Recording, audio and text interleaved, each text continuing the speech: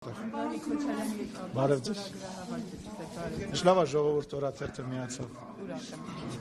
Շատ ես մենք էլ բոլորով ուրախ ենք, ասեք։ Անջանիկ Քոչարյանի հետ կապված ստորագրահավաք է սկսել լրագրողին վիրավորելու համար, որպեսզի էթիկայի հանձնաժողով ստեղծվի։ Ընդդիմությունը արդեն համաձայնություն տվել է։ Ինչ դիրքորոշում ունեն իշխանությունները այդ հարցում։ Պատրաստվում եք էթիկայի հանձնաժողով քննություն սկսել Անջանիկ Քոչարյանի վարքի հետ կապված, որտեղ վերջինս անդադար կամ լրագրողներին է վիրավորում կամ ձեր թիմակիցներին, գիտենք, որ ներսում էլ կոնֆլիկտներ կա։ Որտեղից գիտեք, որ ներսում է կոնֆլիկտներ։ Մամուլը ինչ ասես գրում, հա։ Գրում եք, որ ես ու Քոչարյան Անդրանիկը լուրջ հակամարտություններ ունենք, հետո բարիշեցինք, հետո կռվեցինք եւ այլը։ Լավ, ուրեմն դուք էլ ձեր հարցին պատասխանեք, եթե դուք ձեր իրականությունը ունեք, ես ինչ պատասխանեմ։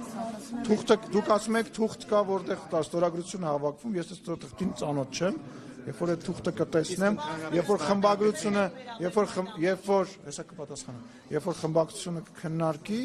ես ձեր հարցին կպատասխանեմ։ Ես ի տարբերություն մեր ընդդիմադիր գործընկերների, որոնք պատրաստ են միջպետական խաղաղության համաձայնագիր քննարկել եւ գնահատականներ տալ եւ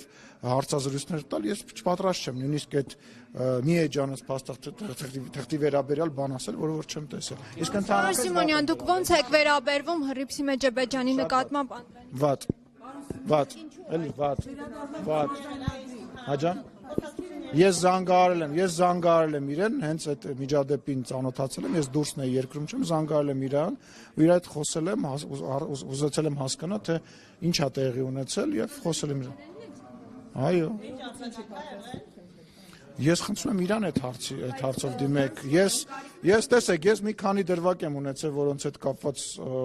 հանրությունը եւ լրագրողները բաներ են արել։